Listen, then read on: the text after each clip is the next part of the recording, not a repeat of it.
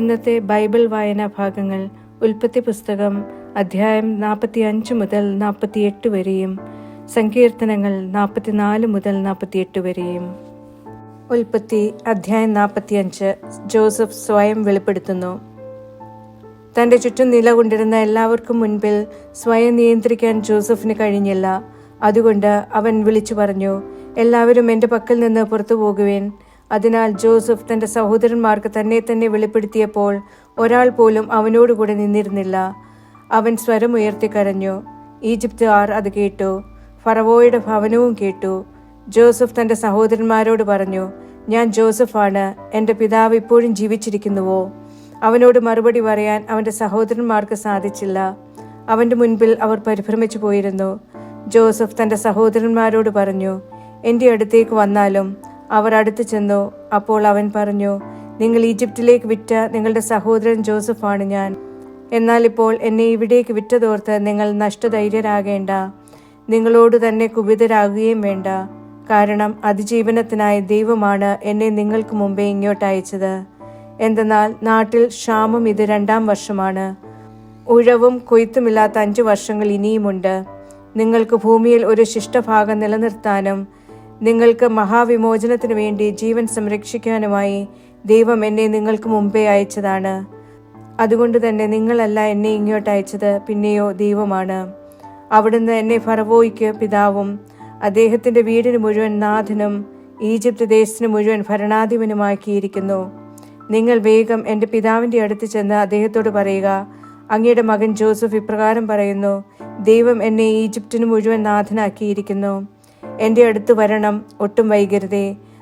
അങ്ങേക്ക് ഗോഷൻ പ്രദേശത്ത് പാർക്കാം. അങ്ങ് എൻ്റെ അടുത്തായിരിക്കും.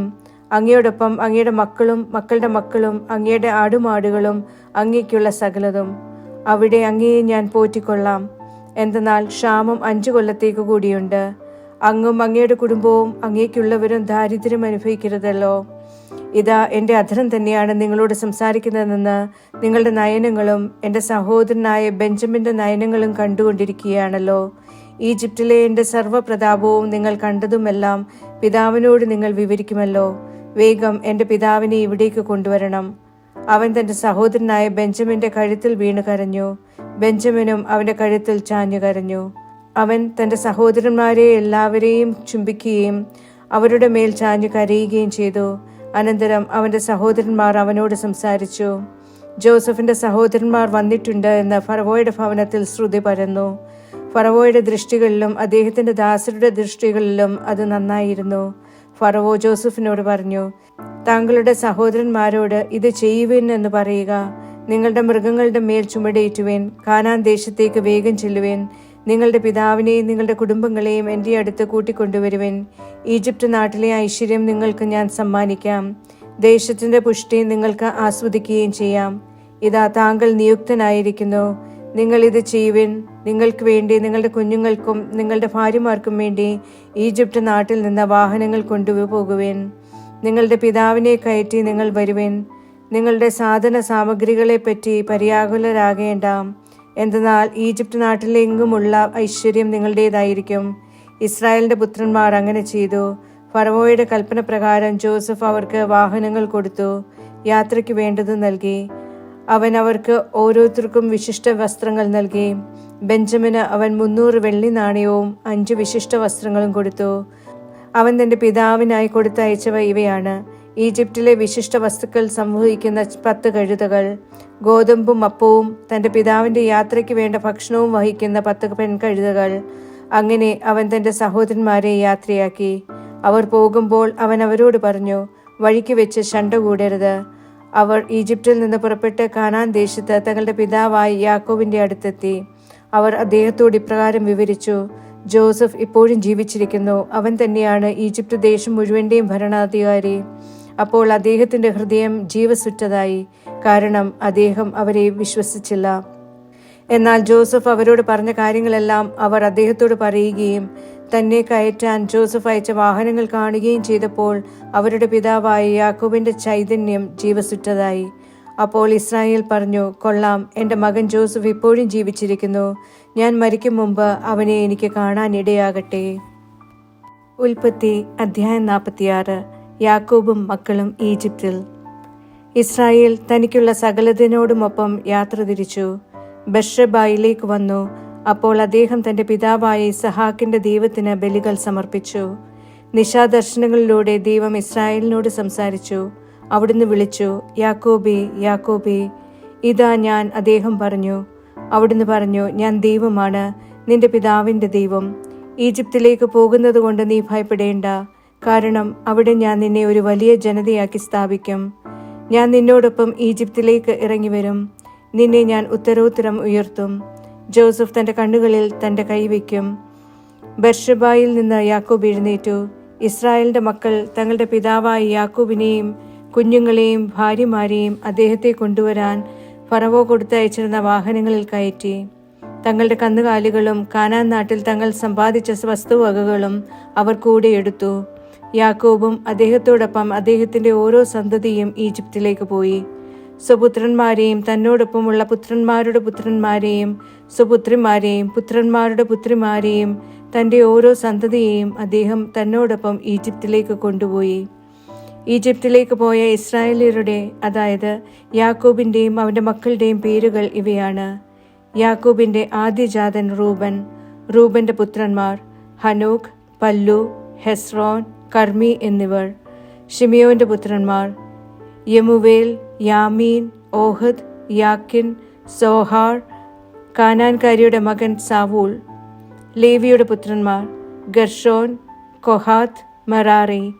യൂദായുടെ പുത്രന്മാർ ഏർ, ഓനാൻ, ഷേലാഹ്, പേരസ്, സേറഹ്. ഏറും ഓനാനും കാനാൻ ദേശത്ത് വെച്ച് മരിച്ചിരുന്നു. പേരസിന്റെ പുത്രന്മാരായിരുന്നു ഹെസ്രോൻ, ഹാമൂൽ എന്നിവർ. ഇസാക്കറിന്റെ പുത്രന്മാർ തോല, ഹുവ, യോബ്, ഷിമ്രോൻ. സെബുലോണിന്റെ പുത്രന്മാർ സേറദ്, ഏലോൻ, യഹ്ലേൽ. ഇവരും ദീന എന്ന യാക്കോബിന്റെ പുത്രിയും പാദാൻ ആരാമിൽ വെച്ച് ലേയ പ്രസവിച്ച അവന്റെ മക്കളാണ്. അവന്റെ പുത്രന്മാരും ആകെ 33 ആളുകൾ. ഗാദിന്റെ പുത്രന്മാർ സിഫിയോൻ, ഹഗ്ഗി, ഷൂനി, എസ്ബോൻ, ഏരി, അരോദി, അരേലി. ആഷേറിന്റെ പുത്രന്മാർ ഇംന, ഇഷ്വ, ഇഷ്വി, ബെറിയ. അവരുടെ സഹോദരി സേറഹ്. ബെറിയായുടെ പുത്രന്മാർ ഹേബർ, മൽക്കിയേൽ. ലാബാൻ തന്റെ മകളായ ലേയായ്ക്ക് പരിചാരികയെ കൊടുത്ത സിൽഫായുടെ മക്കളാണിവർ. അവർ യാക്കോബിന് വേണ്ടി ഈ 16 പേരെ പ്രസവിച്ചു. യാക്കോബിന്റെ ഭാര്യയായ റാഹേലിന്റെ മക്കളാണ് ജോസഫും ബെഞ്ചമിനും. ഓനിലെ പുരോഹിതനായ പൊത്തിഫറായുടെ പുത്രി അസ്നത്ത് ജോസഫിനു വേണ്ടി ഈജിപ്തിൽ വെച്ച് മനാസെ, എഫ്രായിം എന്നിവരെ പ്രസവിച്ചു. ബെഞ്ചമിന്റെ പുത്രന്മാർ ബേല, ബേക്കർ, അഷ്ബേൽ, ഗേര, നാമാൻ, ഏഹി, റോഷ്, മുപ്പീം, ഹുപ്പീം, ആർദ്. ഇവർ യാക്കോബിന് റാഹേലിൽ ജനിച്ച മക്കളാണ്. ആകെ 14 പേർ. ദാനിന്റെ മക്കളാണ് ഹുഷ്യർ. നഫ്താലിയുടെ പുത്രന്മാർ യഹസേൽ, ഗൂനി, യേസർ, ഷില്ലേം. ലാബാൻ തന്റെ മകളായ റാഹേലിന് പരിചാരികയെ കൊടുത്ത ബിൽഹായുടെ പുത്രന്മാരാണിവർ. യാക്കോബിന് വേണ്ടി അവൾ ഇവരെ പ്രസവിച്ചു. ആകെ 7 പേർ. പുത്രന്മാരുടെ ഭാര്യമാരെ കൂടാതെ യാക്കോബിനോടൊപ്പം ഈജിപ്തിലേക്ക് തിരിച്ച യാക്കോബിൽ നിന്ന് തന്നെ ഉടലെടുത്ത മക്കൾ ആകെ 66 പേരാണ്. ജോസഫിന്റെ പുത്രന്മാർ ഈജിപ്തിൽ അവന് ജനിച്ച 2 പുത്രന്മാർ. അങ്ങനെ ഈജിപ്തിലേക്ക് വന്ന യാക്കോബിന്റെ കുടുംബത്തിൽപ്പെട്ട ആകെ ആളുകൾ 70 പേരാണ്. തനിക്ക് മുമ്പേ ഗോഷനിലേക്ക് നയിക്കുന്നതിനു വേണ്ടി അദ്ദേഹം ജോസഫിന്റെ പക്കലേക്ക് മുൻകൂറായി യൂദായെ അയച്ചു. അവൻ ഗോഷൻ പ്രദേശത്തേക്ക് വന്നു. ജോസഫ് തന്റെ രഥം ഒരുക്കി തന്റെ പിതാവായ ഇസ്രായേലിനെ എതിരേൽക്കാനായി ഗോഷനിലേക്ക് ചെന്നു. അവൻ അദ്ദേഹത്തിന്റെ അടുത്തെത്തി ആശ്ലേഷിച്ചു. അദ്ദേഹത്തിന്റെ തോളിൽ അവൻ തുടരെ കണ്ണുനീരൊഴുക്കി. ഇസ്രായേൽ ജോസഫിനോട് പറഞ്ഞു, ഒടുവിൽ നിന്റെ മുഖം ഞാൻ കണ്ടു കഴിഞ്ഞിരിക്കെ ഞാൻ മരിച്ചുകൊള്ളട്ടെ. നീ ഇനിയും ജീവനോടെ ഇരിക്കുന്നുവല്ലോ. ജോസഫ് തന്റെ സഹോദരന്മാരോടും തന്റെ പിതൃ കുടുംബത്തോടുമായി പറഞ്ഞു, ഞാൻ പോയി ഫറവോയോട് വിവരിക്കട്ടെ. അദ്ദേഹത്തോട് ഞാൻ പറയാം, കാനാൻ ദേശത്തായിരുന്ന എൻ്റെ സഹോദരന്മാരും പിതൃ കുടുംബം മുഴുവനും എൻ്റെ അടുത്ത് വന്നിട്ടുണ്ട്. ഈ ആളുകൾ മൃഗങ്ങളെ മേയ്ക്കുന്നവരാണ്, അതായത് കന്നുകാലി വളർത്തുകാരാണ്. അവരുടെ ആടുമാടുകളും അവർക്കുള്ളതൊക്കെയും അവർ കൊണ്ടുവന്നിട്ടുണ്ട്. അപ്പോൾ ഫറവോ നിങ്ങളെ വിളിച്ച് നിങ്ങളുടെ തൊഴിലുകൾ എന്തൊക്കെയാണെന്ന് ചോദിക്കുമ്പോൾ നിങ്ങൾ പറയണം, അങ്ങയുടെ ദാസന്മാർ ഞങ്ങളെപ്പോലെ തന്നെ ഞങ്ങളുടെ പൂർവികരും തങ്ങളുടെ ചെറുപ്പം മുതൽ ഇപ്പോൾ വരെ കന്നുകാലി വളർത്തുകാരാണ്. അങ്ങനെയെങ്കിലേ നിങ്ങൾക്ക് ഗോഷൻ നാട്ടിൽ പാർക്കാൻ ഒക്കൂ. കാരണം ആട് മേയ്ക്കുന്ന എല്ലാവരും ഈജിപ്തുകാർക്ക് മ്ലേച്ഛരാണ്. ഉൽപ്പത്തി അധ്യായം 47. ഫറവോയുടെ മുൻപിൽ. ജോസഫ് ചെന്ന് ഫറവോയോട് വിവരിച്ചു, എൻ്റെ പിതാവും സഹോദരന്മാരും അവരുടെ ആടുമാടുകളും അവർക്കുള്ള സകലതും കാനാൻ ദേശത്തു നിന്ന് എത്തിച്ചേർന്നിരിക്കുന്നു. അവരിതാ ഗോഷൻ ദേശത്തുണ്ട്. അവൻ തന്റെ സഹോദരന്മാർക്കിടയിൽ നിന്ന് 5 പേരെ തിരഞ്ഞെടുത്ത് അവരെ ഫറവോയുടെ മുമ്പിൽ കൊണ്ടുചെന്നു. അവന്റെ സഹോദരന്മാരോട് ഫറവോ ചോദിച്ചു, നിങ്ങളുടെ തൊഴിലുകൾ എന്തൊക്കെയാണ്? അവർ ഫറവോയോട് പറഞ്ഞു, അങ്ങയുടെ ദാസർ ഞങ്ങളെപ്പോലെ തന്നെ ഞങ്ങളുടെ പൂർവികരും മൃഗങ്ങളെ മേയ്ക്കുന്നവരാണ്. തുടർന്ന് അവർ പറഞ്ഞു, ഇവിടെ തൽക്കാലവാസത്തിനാണ് ഞങ്ങൾ വന്നിരിക്കുന്നത്. എന്തെന്നാൽ കാനാൻ ദേശത്ത് ക്ഷാമം രൂക്ഷമായതുകൊണ്ട് അങ്ങയുടെ ദാസരുടെ കാളിക്കൂട്ടത്തിന് തീറ്റയില്ലാതായിരിക്കുന്നു. അതുകൊണ്ട് ഇപ്പോൾ അങ്ങയുടെ ദാസർ ഗോഷൻ ദേശത്ത് കുടിപാർക്കാൻ ദയ ചെയ്യണമേ. അപ്പോൾ ഫറവോ ജോസഫിനോട് ഇപ്രകാരം പറഞ്ഞു, നിന്റെ പിതാവും നിന്റെ സഹോദരന്മാരും നിന്റെ അടുത്തേക്ക് വന്നിരിക്കുകയാണല്ലോ. ഈജിപ്ത് നാട് നിനക്ക് മുൻപിലുണ്ട്. നാടിന്റെ മെച്ചപ്പെട്ട ഭാഗത്ത് നിന്റെ പിതാവിനെയും നിന്റെ സഹോദരന്മാരെയും പാർപ്പിക്കുക. അവർ ഗോഷൻ ദേശത്ത് താമസിക്കട്ടെ. അവരിൽ കാര്യശേഷിയുള്ളവരുണ്ടെന്ന് നിനക്കറിയാമെങ്കിൽ അവരെ എൻ്റെ കാലിക്കൂട്ടത്തിന്റെ മേലാളന്മാരായി നിയോഗിക്കുക. അതിനുശേഷം ജോസഫ് തന്റെ പിതാവായ യാക്കോബിനെ വരുത്തി ഫറവോയുടെ മുമ്പിൽ നിർത്തി. യാക്കോബ് ഫറവോയെ അനുഗ്രഹിച്ചു. താങ്കളുടെ ആയുഷ്കാല സംവത്സരങ്ങൾ എത്രയാണ്? ഫറവോ യാക്കോബിനോട് ചോദിച്ചു. എൻ്റെ ദേശാന്തരവാസകാലം 130 വർഷമാണ്. ഹ്രസ്വമെങ്കിലും ദുരിതപൂർണമായിരുന്നു എൻ്റെ ആയുഷ്കാല സംവത്സരങ്ങൾ. എന്നാൽ എൻ്റെ പിതാക്കന്മാരുടെ ദേശാന്തരവാസകാലത്തിലെ അവരുടെ ആയുഷ്കാല സംവത്സരങ്ങളെ അവ മറികടന്നിട്ടില്ല. ഫറവോയെ അനുഗ്രഹിച്ച ശേഷം യാക്കോബ് ഫറവോയുടെ സന്നിധിയിൽ നിന്ന് പോയി. ഫറവോ കൽപ്പിച്ചതുപോലെ ഈജിപ്ത് നാട്ടിലെ മെച്ചപ്പെട്ട ഒരു പ്രദേശം റംസേസ് നാട്ടിൽ അവകാശമായി നൽകി. ജോസഫ് തന്റെ പിതാവിനെയും സഹോദരന്മാരെയും അധിവസിപ്പിച്ചു. ജോസഫ് തന്റെ പിതാവിനും സഹോദരന്മാർക്കും തന്റെ പിതൃഭവനം മുഴുവനും ആശ്രിതരുടെ എണ്ണം അനുസരിച്ച് ആഹാരം കൊടുത്തുപോന്നു. ക്ഷാമം രൂക്ഷമാകുന്നു. ക്ഷാമം ഏറെ രൂക്ഷമായതിനാൽ നാട്ടിലെങ്ങും ആഹാരമില്ലാതായി. ഈജിപ്ത് ദേശവും കാനാൻ ദേശവും ക്ഷാമം മൂലം വലഞ്ഞു. ഈജിപ്ത് ദേശത്തും കാനാൻ ദേശത്തും ലഭ്യമായ പണം മുഴുവൻ അവർ വാങ്ങിയ ധാന്യത്തിന് വിലയായി ജോസഫ് ശേഖരിച്ചു. ആ പണം അവൻ ഫറവോയുടെ ഭവനത്തിലേക്ക് മുതൽ കൂട്ടി. ഈജിപ്ത് ദേശത്തും കാനാൻ ദേശത്തുമുള്ള പണം തീർന്നപ്പോൾ ഈജിപ്തുകാരെല്ലാം ജോസഫിന്റെ അടുത്ത് വന്നു പറഞ്ഞു, ഞങ്ങൾക്ക് ആഹാരം തരിക. പണം തീർന്നെന്ന കാരണത്താൽ ഞങ്ങൾ എന്തിന് അങ്ങയുടെ മുമ്പിൽ മരിക്കണം? ജോസഫ് പറഞ്ഞു, പണം തീർന്നെങ്കിൽ നിങ്ങളുടെ കന്നുകാലികളെ തരുവേൻ. നിങ്ങളുടെ കന്നുകാലികൾക്ക് വിലയായി ഞാൻ നിങ്ങൾക്ക് അത് തരാം. തങ്ങളുടെ കന്നുകാലികളെ അവർ ജോസഫിന്റെ അടുത്ത് കൊണ്ടുവന്നു. കുതിരകൾക്കും ആട്ടിൻപറ്റത്തിനും കന്നുകാലിക്കൂട്ടത്തിനും കഴുതകൾക്കും വിലയായി ജോസഫ് അവർക്ക് ആഹാരം കൊടുത്തു. അവൻ അവരുടെ കന്നുകാലികൾക്കെല്ലാം വിലയായി അവർക്ക് ആ വർഷത്തേക്ക് ആഹാരം വിതരണം ചെയ്തു. ആ വർഷം അവസാനിച്ച് 2-ാം വർഷം അവർ അവന്റെ അടുത്ത് ചെന്ന് അവനോട് പറഞ്ഞു, പണം തീർന്ന കാര്യം യജമാനനിൽ നിന്ന് ഞങ്ങൾ മറച്ചു വെക്കുന്നില്ല. മൃഗസമ്പത്ത് യജമാനന്റേതായി. യജമാന സമക്ഷം ഞങ്ങളുടെ ദേഹവും നിലവും അല്ലാതെ ഞങ്ങൾക്കിനി ഒന്നും അവശേഷിക്കുന്നില്ല. ഞങ്ങൾ എന്തിനു മരിക്കണം? ഞങ്ങളും ഞങ്ങളുടെ നിലവും അങ്ങയുടെ കൺമുൻപിലുണ്ട്. ആഹാരത്തിന് വിലയായി ഞങ്ങളുടെ നിലം വാങ്ങിയാലും ഞങ്ങളും ഞങ്ങളുടെ നിലവും ഫറവോയ്ക്ക് അടിമകളായിരിക്കും. ഞങ്ങൾ മരിക്കാതെ ജീവിച്ചു പോകാനും നിലം തരിശാകാതിരിക്കാനും വേണ്ടി വിത്ത് തന്നാലും. അങ്ങനെ ജോസഫ് ഈജിപ്തുകാരുടെ നിലം മുഴുവൻ ഫറവോയ്ക്ക് വേണ്ടി വാങ്ങി. എന്തെന്നാൽ ക്ഷാമം തങ്ങളുടെ മേൽ ശക്തി പ്രാപിച്ചപ്പോൾ ഈജിപ്തുകാരെല്ലാം തങ്ങളുടെ വയൽ വിറ്റു. അങ്ങനെ നാട് ഫറവോയുടേതായി. ജനത്തെയാകട്ടെ ഈജിപ്തിന്റെ അതിർത്തിയിലൂടെ ഒരറ്റം മുതൽ മറ്റേ അറ്റം വരെ അവൻ പട്ടണങ്ങളിലേക്ക് ഒഴിപ്പിച്ചു. പുരോഹിതന്മാർക്കായി ഒരു വിഹിതം ഫറവോയിൽ നിന്ന് ഉണ്ടായിരുന്നതിനാൽ പുരോഹിതന്മാരുടെ നിലം മാത്രം അവൻ വാങ്ങിയില്ല. അവരാകട്ടെ ഫറവോ അവർക്ക് നൽകിയിരുന്ന അവരുടെ വിഹിതം ഭക്ഷിച്ചു പോന്നു. അതിനാൽ അവർ തങ്ങളുടെ നിലം വിറ്റില്ല. ജോസഫ് ജനങ്ങളോട് പറഞ്ഞു, നോക്കൂ, ഇന്ന് ഞാൻ നിങ്ങളെയും നിങ്ങളുടെ നിലവും ഫറവോയ്ക്കായി വാങ്ങിയിരിക്കുന്നു. ഇതാ നിങ്ങൾക്കുള്ള വിത്ത്, നിങ്ങൾക്ക് നിലം വിതയ്ക്കാം. വിളവുണ്ടാകുമ്പോൾ 1/5 നിങ്ങൾ ഫറവോയ്ക്ക് കൊടുക്കണം. 4 ഭാഗം നിങ്ങൾക്ക് വയൽ വിത്തിനും നിങ്ങളുടെ ഭക്ഷണത്തിനുമാണ്. നിങ്ങളുടെ വീട്ടിലുള്ളവരുടെയും നിങ്ങളുടെ കുഞ്ഞുങ്ങളുടെയും ഭക്ഷണത്തിനു വേണ്ടിയുള്ളത്. അവർ പറഞ്ഞു, അങ്ങ് ഞങ്ങളുടെ ജീവൻ കാത്തു. ഞങ്ങൾ യജമാനന്റെ ദൃഷ്ടികളിൽ പ്രീതി കണ്ടെത്തട്ടെ. ഞങ്ങൾ ഫറവോയ്ക്ക് അടിമകളായിരിക്കും. അങ്ങനെ ജോസഫ് ഈജിപ്തിലെ നിലം സംബന്ധിച്ച് ഇന്നും പ്രാബല്യത്തിലുള്ള 1/5 ഫറവോയ്ക്ക് എന്നൊരു നിയമം നടപ്പാക്കി. പുരോഹിതന്മാരുടെ നിലം മാത്രം അവരുടേത് മാത്രമായി, അത് ഫറവോയുടേതായില്ല. യാക്കോബിന്റെ അന്ത്യാഭിലാഷം. ഇസ്രായേൽ ഈജിപ്ത് നാട്ടിലെ ഗോഷൻ ദേശത്ത് പാർത്തു. അവർ അതിൽ അവകാശം സ്ഥാപിച്ചു, ഏറെ പെറ്റുപെരുകയും ചെയ്തു. യാക്കോബ് ഈജിപ്ത് നാട്ടിൽ 17 വർഷം ജീവിച്ചു. യാക്കോബിന്റെ ആയുഷ്കാലം 147 വർഷമായിരുന്നു. ഇസ്രായേലിന്റെ മരണത്തിനുള്ള ദിവസങ്ങൾ അടുത്തപ്പോൾ അദ്ദേഹം തന്റെ മകൻ ജോസഫിനെ വിളിച്ച് അവനോട് പറഞ്ഞു, ഞാൻ നിന്റെ ദൃഷ്ടികളിൽ പ്രീതി കണ്ടെത്തിയെങ്കിൽ നിന്റെ കൈ എന്റെ തുടയുടെ കീഴിൽ വെച്ചാലും എന്നോട് കരുണയോടും വിശ്വസ്തയോടും കൂടെ പ്രവർത്തിക്കണം. ദയചെയ്ത് എന്നെ ഈജിപ്തിൽ സംസ്കരിക്കരുത്. ഞാൻ എൻ്റെ പിതാക്കന്മാരോടൊപ്പം കിടക്കുമ്പോൾ എന്നെ ഈജിപ്തിൽ നിന്ന് സംവഹിച്ച് അവരുടെ കുഴിമാടത്തിൽ സംസ്കരിക്കണം. അവൻ പറഞ്ഞു, അങ്ങയുടെ വാക്കുപോലെ ഞാൻ ചെയ്തു കൊള്ളാം. എന്നോട് ശപഥം ചെയ്യുക. അദ്ദേഹം പറഞ്ഞു. അവൻ അദ്ദേഹത്തോട് ശപഥം ചെയ്തു. അപ്പോൾ ഇസ്രായേൽ കട്ടിൽ തലയ്ക്കൽ കുമ്പിട്ടു. ഉൽപ്പത്തി അധ്യായം 48. എഫ്രായിമിനും മനാസേയ്ക്കും അനുഗ്രഹം. ഇക്കാര്യങ്ങൾക്ക് ശേഷം ജോസഫിനോട് ഒരാൾ പറഞ്ഞു, ഇതാ നിന്റെ പിതാവ് രോഗിയാണ്. അപ്പോൾ അവൻ തൻ്റെ 2 പുത്രന്മാരെ മനാസയെയും എഫ്രായിമിനെയും കൂടെ കൊണ്ടുപോയി.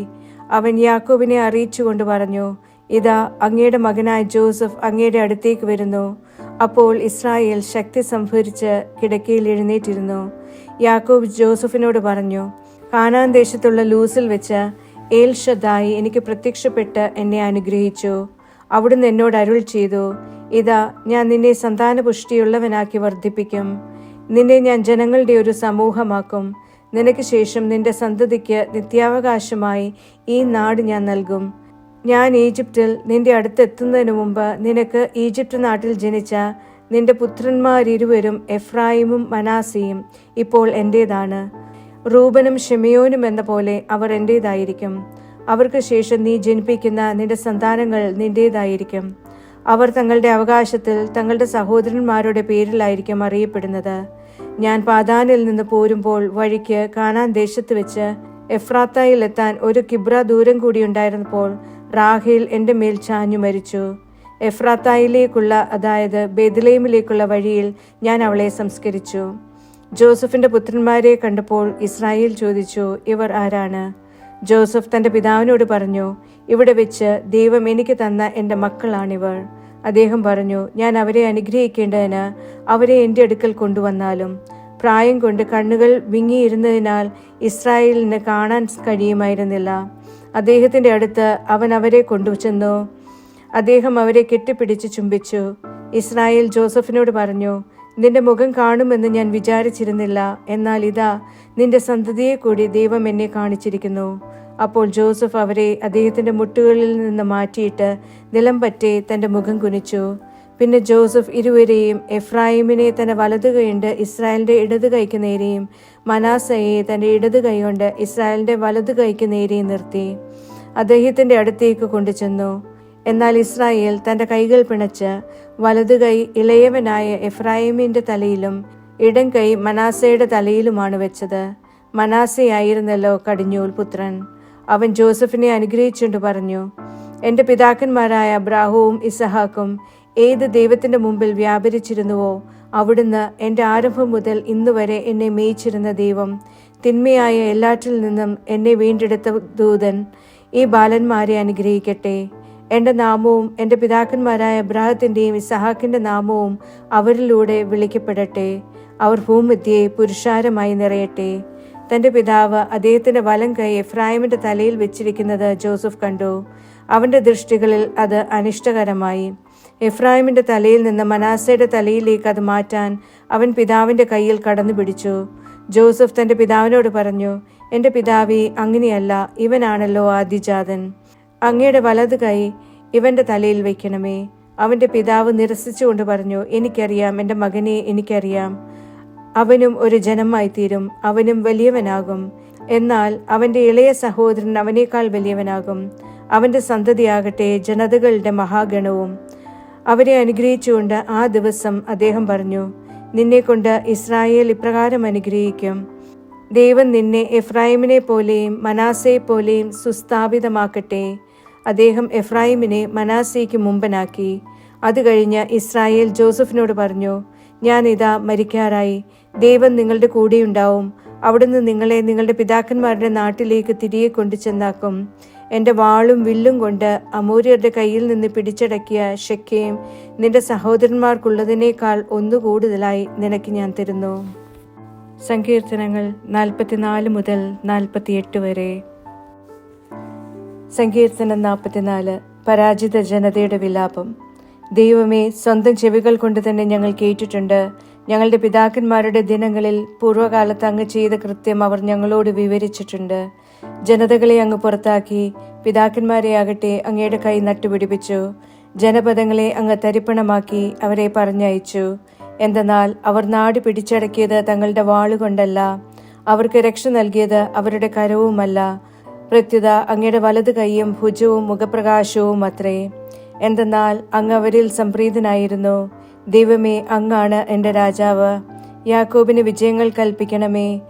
ഞങ്ങളുടെ വൈരികളെ അങ്ങയുടെ ശക്തിയാൽ ഞങ്ങൾ തള്ളി വീഴ്ത്തും. ഞങ്ങളുടെ പ്രതിയോഗികളെ അങ്ങയുടെ നാമത്തിൽ ഞങ്ങൾ ചവിട്ടിമെതിക്കും. എന്തെന്നാൽ എൻ്റെ വില്ലിലല്ല ഞാൻ ആശ്രയിച്ചത്, എൻ്റെ വാൾ എന്നെ രക്ഷിച്ചില്ല. പ്രത്യുത അങ്ങാണ് ഞങ്ങളെ വൈരികളിൽ നിന്ന് രക്ഷിച്ചത്, ഞങ്ങളെ വെറുക്കുന്നവരെ ലജ്ജിപ്പിച്ചത്. ദിവസം മുഴുവൻ ദൈവത്തിൽ ഞങ്ങൾ അഭിമാനം കൊള്ളുന്നു. അങ്ങയുടെ നാമം ഞങ്ങൾ നിത്യം ഏറ്റുപറയുന്നു. എന്നിട്ടും അങ്ങ് ഞങ്ങളെ തള്ളിക്കളഞ്ഞ് അപമാനിച്ചു. ഞങ്ങളുടെ സൈന്യങ്ങളോടൊപ്പം പുറപ്പെട്ടതുമില്ല. ഞങ്ങളെ വൈരിയിൽ നിന്ന് അങ്ങ് പിന്തിരിപ്പിച്ചോടിച്ചു. ഞങ്ങളെ വെറുക്കുന്നവർ ഇഷ്ടാനുസൃതം കൊള്ളയടിച്ചു. അങ്ങ് ഞങ്ങളെ ഭക്ഷണത്തിനുള്ള ആട്ടിൻപറ്റം പോലെ ആക്കിയിരിക്കുന്നു. ജനതകളുടെ ഇടയിൽ ഞങ്ങളെ ചിതറിച്ചു. അങ്ങ് സ്വന്തം ജനത്തെ ആദായമില്ലാതെ വിറ്റു. അങ്ങ് അവരുടെ വിൽപ്പന വിലയാൽ നേട്ടമുണ്ടാക്കിയില്ല. അങ്ങ് ഞങ്ങളെ അയൽക്കാർക്ക് പരിഹാസപാത്രവും ചുറ്റുമുള്ളവർക്ക് നിന്ദാവിഷയവും അവഹേളന പാത്രവുമാക്കി. അങ്ങ് ഞങ്ങളെ ജനതകൾക്കിടയിൽ പഴമൊഴിയും ജനപദങ്ങൾക്കിടയിൽ അവഹേളന വിഷയവുമാക്കി. ദിവസേന എൻ്റെ അപമാനം എൻ്റെ മുൻപിലുണ്ട്. ലജ്ജ എൻ്റെ മുഖം മൂടിയിരിക്കുന്നു. പരിഹാസകന്റെയും അധിക്ഷേപകന്റെയും സ്വരം നിമിത്തവും ശത്രുവിൻ്റെയും പ്രതികാരേച്ഛുവിൻ്റെയും സാന്നിധ്യം മൂലവും തന്നെ. ഇതെല്ലാം ഞങ്ങൾക്ക് വന്നു ഭവിച്ചത് ഞങ്ങൾ അങ്ങേ മറന്നിട്ടല്ല, അങ്ങയുടെ ഉടമ്പടിയെ വഞ്ചിച്ചിട്ടുമല്ല. ഞങ്ങളുടെ ഹൃദയം പിന്മാറുകയോ ഞങ്ങളുടെ ചുവടുകൾ അങ്ങയുടെ മാർഗത്തിൽ നിന്ന് വ്യതിചലിക്കുകയോ ചെയ്തില്ല. എന്നിട്ടും അങ്ങ് ഞങ്ങളെ കുറുനിരകളുടെ കേന്ദ്രത്തിൽ വെച്ച് തകർക്കുകയും ഞങ്ങളെ മരണനിഴൽ കൊണ്ട് മൂടുകയും ചെയ്തു. ഞങ്ങൾ ഞങ്ങളുടെ ദൈവത്തിന്റെ നാമം മറക്കുകയോ അന്യദേവനിലേക്ക് ഞങ്ങളുടെ കൈപ്പത്തികൾ വിരിക്കുകയോ ചെയ്തിരുന്നെങ്കിൽ ദൈവം അത് കണ്ടുപിടിക്കാതിരിക്കുമോ? ഹൃദയരഹസ്യങ്ങൾ അറിയുന്നവനാണല്ലോ അവിടുന്ന്. എന്തെന്നാൽ ഞങ്ങൾ അങ്ങേ പ്രതി ദിവസേന വധിക്കപ്പെടുന്നു. ഇറച്ചിക്കുള്ള ആട്ടിൻപറ്റമായി ഞങ്ങൾ കരുതപ്പെടുന്നു. നാഥ, ഉണരണമേ, അങ്ങ് ഉറങ്ങുന്നതെന്ത്? ഉണർന്നെഴുന്നേൽക്കണമേ, ഞങ്ങളെ നിത്യമായി തള്ളിക്കളയരുതേ. അങ്ങ് മുഖം മറയ്ക്കുന്നതും ഞങ്ങളുടെ പീഡയും കഷ്ടതയും മറക്കുന്നതും എന്തുകൊണ്ട്?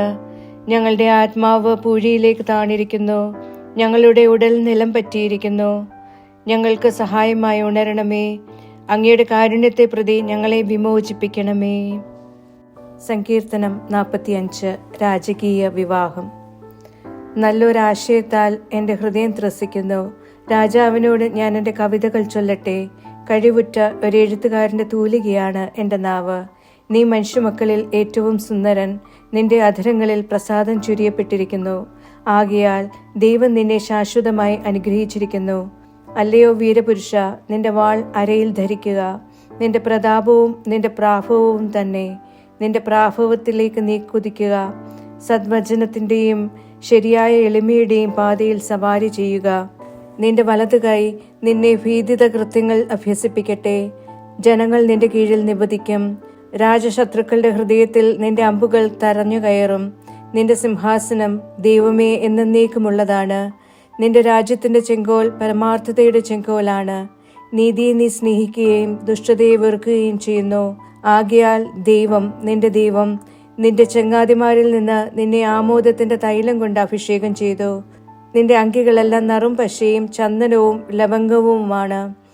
ദന്തകൊട്ടാരങ്ങളിൽ നിന്നുള്ള തന്ത്രിവാദ്യങ്ങൾ നിന്നെ സന്തോഷിപ്പിക്കുന്നു. നിന്റെ വിലപ്പെട്ടവരിൽ രാജകുമാരിമാരുണ്ട്. നിന്റെ വലതുവശത്ത് ഓഫീർ പൊന്നോടെ രാജ്ഞി നിൽക്കുന്നു. മകളെ കേൾക്കുക, ചെവി ചായ്ച്ച് ശ്രദ്ധിക്കുക. നിന്റെ ജനത്തെയും പിതൃഭവനത്തെയും മറക്കുക. രാജാവ് നിന്റെ സൗന്ദര്യം മോഹിക്കും. അവൻ നിന്റെ നാഥനാണല്ലോ. അവനെ വണങ്ങുക. ടൈർ പുത്രി, ജനത്തിന്റെ സമ്പന്നർ ഉപഹാരം കൊണ്ട് നിന്റെ മുഖം തരളിതമാക്കും. രാജകുമാരിയുടെ സമ്പാദ്യമെല്ലാം ആന്തരികമാണ്. അവളുടെ ഉടയാട സ്വർണ്ണ കസവിൽ നിന്നുള്ളതാണ്. വർണ്ണശബളമായ അങ്കി അണിയിക്കപ്പെട്ട് രാജാവിന്റെ പക്കലേക്ക് അവൾ ആനീതയാകുന്നു. അവളുടെ അകമ്പടിയായുള്ള കന്യകമാരായ തോഴിമാർ നിന്റെ പക്കലേക്ക് ആനയിക്കപ്പെടുന്നു. സന്തോഷ പ്രകടനങ്ങളോടും ആനന്ദത്തോടും കൂടെ ആനീതരായി അവർ രാജകൊട്ടാരത്തിൽ പ്രവേശിക്കുന്നു. നിന്റെ പുത്രന്മാർ പിതാക്കന്മാരുടെ സ്ഥാനത്തായിരിക്കും. ഭൂമിയിലെങ്ങും നീ അവരെ പ്രഭുക്കന്മാരായി വാഴിക്കും. തലമുറ തോറും നിന്റെ നാമം അനുസ്മരിക്കപ്പെടാൻ ഞാൻ ഇടയാക്കും. ആകയാൽ ജനങ്ങൾ നിന്നെ നിത്യവും എന്നേക്കും പ്രകീർത്തിക്കും. സങ്കീർത്തനം 46. ദൈവം നമ്മോടുകൂടെ. ദൈവമാണ് നമുക്ക് അഭയവും ശക്തിയും, കഷ്ടതകളിൽ സംലഭ്യമായ സഹായം. ആകയാൽ ഭൂമി കുലുങ്ങിയാലും സമുദ്രാന്തരാളത്തിലെ പർവ്വതങ്ങൾ ഇളകിയാലും നമ്മൾ ഭയപ്പെടുകയില്ല. അതിൻ്റെ ജലം ഇരമ്പിക്കൊള്ളട്ടെ, പതഞ്ഞുകൊള്ളട്ടെ, പർവ്വതങ്ങൾ ഗർവോടെ വിറച്ചുകൊള്ളട്ടെ. ഒരു നദിയുണ്ട്, അതിൻ്റെ ചാലുകൾ ദൈവത്തിൻ്റെ നഗരത്തെ, അത്യുന്നതന്റെ വിശുദ്ധ കൂടാരങ്ങളെ സന്തുഷ്ടമാക്കുന്നു. അത് ഇളകാതിരിക്കാൻ ദൈവം അതിൻ്റെ മധ്യേയുണ്ട്. പ്രഭാതം ആവിർഭവിക്കാൻ ദൈവം അതിനെ സഹായിക്കും. ജനതകൾ ഇരമ്പുന്നു, രാജ്യങ്ങൾ പ്രകമ്പനം കൊള്ളുന്നു. അവിടുന്ന് ശബ്ദമുയർത്തുമ്പോൾ ഭൂമി ഉരുകിപ്പോകുന്നു. സൈന്യങ്ങളുടെ കർത്താവ് നമ്മോടുകൂടെയുണ്ട്. യാക്കോബിന്റെ ദൈവം നമുക്ക് കോട്ടയാണ്. ചെല്ലുവിൻ, കർത്താവിന്റെ പ്രവർത്തികൾ ദർശിക്കുവിൻ. അവിടുന്ന് അമ്പരപ്പിളവാക്കുന്നവ ഭൂമിയിൽ പ്രതിഷ്ഠിച്ചിരിക്കുന്നു. അവിടുന്ന് ഭൂമിയുടെ അതിർത്തിയോളം യുദ്ധങ്ങൾ ശമിപ്പിച്ചിരിക്കുന്നു. വില്ലൊടിക്കുകയും കുന്തം തകർക്കുകയും ചെയ്യുന്നു. രഥങ്ങൾ അഗ്നിയിൽ ദഹിപ്പിക്കുന്നു. നിർത്തുവിൻ, ഞാനാണ് ദൈവം എന്നറിയുവിൻ. ഞാൻ ജനതകളുടെ ഇടയിൽ ഉന്നതനാണ്. ഞാൻ ഭൂമിയിൽ ഉന്നതനാണ്. സൈന്യങ്ങളുടെ കർത്താവ് നമ്മോടുകൂടിയുണ്ട്. യാക്കോബിന്റെ ദൈവം നമുക്ക് കോട്ടയാണ്. സങ്കീർത്തനം 47. ജനതകളുടെ മേൽ വാഴുന്ന ദൈവം. സകല ജനങ്ങളെ ഖരഘോഷം മുഴക്കുവിൻ. ഹർഷാരവത്താൽ ദൈവത്തിന് ആർപ്പ് വിളിക്കുവിൻ. എന്തെന്നാൽ കർത്താവ് ഭീതിതനായ അത്യുന്നതനാണ്. അവിടുന്ന് ഭൂമി മുഴുവൻ്റെയും മേൽ മഹാരാജാവാണ്. അവിടുന്ന് ജനതകളെ നമുക്ക് കീഴിലും ജനപദങ്ങളെ നമ്മുടെ കാൽ കീഴിലുമാക്കുന്നു. അവിടുന്ന് നമ്മുടെ അവകാശം, താൻ സ്നേഹിക്കുന്ന യാക്കോബിന്റെ അഭിമാനം നമുക്കായി തെരഞ്ഞെടുത്തു. ദൈവം ജയഘോഷത്തോടെ, കർത്താവ് കാഹളനാദത്തോടെ ആരോഹണം ചെയ്തു. പാടിപ്പുകഴ്ത്തുവിൻ, ദൈവത്തെ നിങ്ങൾ പാടിപ്പുകഴ്ത്തുവിൻ. കീർത്തനമാലപിക്കുവിൻ, നമ്മുടെ രാജാവിന് കീർത്തനമാലപിക്കുവിൻ. ദൈവം ഭൂമി മുഴുവൻ്റെയും രാജാവാകിയാൽ നിങ്ങൾ സമുചിത ഗീതം ആലപിക്കുവിൻ. ദൈവം ജനതകളുടെ മേൽ വാഴുന്നു. ദൈവം തന്റെ പരിശുദ്ധ സിംഹാസനത്തിൽ ഉപവിഷ്ടനായിരിക്കുന്നു. അബ്രാഹത്തിന്റെ ദൈവത്തിന്റെ ജനമായി ജനനേതാക്കന്മാർ സമ്മേളിക്കുന്നു. ഭൂമിയുടെ രക്ഷാകവചങ്ങൾ കർത്താവിൻ്റെതാണല്ലോ. അവിടുന്ന് മഹോന്നതനാണ്. സങ്കീർത്തനം 48. ദൈവത്തിന്റെ നഗരം. കർത്താവ് വലിയവനും അത്യന്തം സ്തുത്യനുമാണ്. നമ്മുടെ ദൈവത്തിന്റെ നഗരത്തിലാണ് അവിടുത്തെ വിശുദ്ധഗിരി. ഉയർന്ന മനോഹരമായ അത് ഭൂമി മുഴുവൻ്റെയും ആനന്ദമാണ്. ഉത്തരോപാന്തത്തിലെ സിയോൻ മല മഹാരാജാവിന്റെ നഗരമാണ്. അതിന്റെ സൗധങ്ങളിൽ ദൈവം കോട്ടയായി അറിയപ്പെടുന്നു. അതിനാൽ ഇതാ രാജാക്കന്മാർ സമ്മേളിച്ച് ഒരുമിച്ച് മുന്നേറി. അവർ കണ്ടപാടെ ഭയവിവശരായി, പരിഭ്രാന്തരായി പിന്തിരിഞ്ഞോടുകയും ചെയ്തു. അവിടെ ഭീതി അവരെ ഗ്രസിച്ചു, പ്രസവിക്കുന്നവളുടേതുപോലെയുള്ള വേദന. കിഴക്കൻ കാറ്റിനാൽ അങ്ങ് താർഷീഷ് കപ്പലുകളെ തകർത്തു.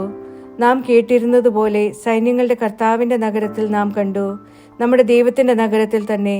ദൈവം അതിനെ എന്നേക്കുമായി സ്ഥാപിച്ചിരിക്കുന്നു. ദൈവമേ, അങ്ങയുടെ ആലയത്തിനുള്ളിൽ ഞങ്ങൾ അങ്ങയുടെ കാരുണ്യത്തെക്കുറിച്ച് ചിന്തിച്ചു. ദൈവമേ, അങ്ങയുടെ നാമം പോലെ തന്നെ അങ്ങയുടെ സ്തുതിയും ഭൂമിയുടെ അതിരുകളോളമാണ്. അങ്ങയുടെ വലം കൈ നീതി നിറഞ്ഞതാണ്. അങ്ങയുടെ ന്യായവിധികൾ മൂലം സിയോൻ മല സന്തോഷിക്കട്ടെ. യൂദായുടെ പുത്രിമാർ ആഹ്ലാദിക്കട്ടെ.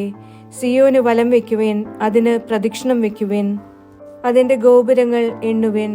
വരും തലമുറയോട് വിവരിക്കേണ്ടതിന് അതിന്റെ കൊത്തളങ്ങളിൽ മനസ്സിരുത്തുവിൻ. അതിന്റെ സൗധങ്ങൾ നടന്നു കാണുവിൻ. തീർച്ചയായും അവിടുന്നാണ് ദൈവം, എന്നും എന്നേക്കും നമ്മുടെ ദൈവം. അവിടുന്ന് നമ്മെ മരണം വരെയും നയിക്കും.